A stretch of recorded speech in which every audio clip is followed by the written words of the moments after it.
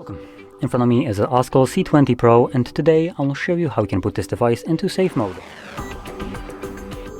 To get started, you will want to hold your power button, and from the boot options that will appear, you want to hold power off. As you can see, this changes into reboot to safe mode. Click on OK and wait for the device to boot back up.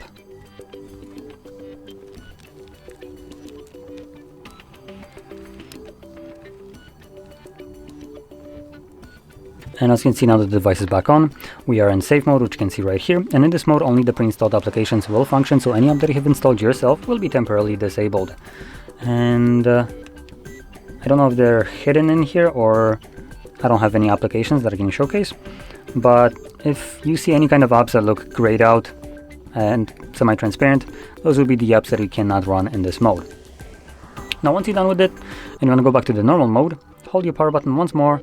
And once you have the boot options visible, all you will need to do is just select restart. When the device boots back up, it automatically boots into normal mode. So with that being said, if you found this very helpful, don't forget to hit like, subscribe, and thanks for watching.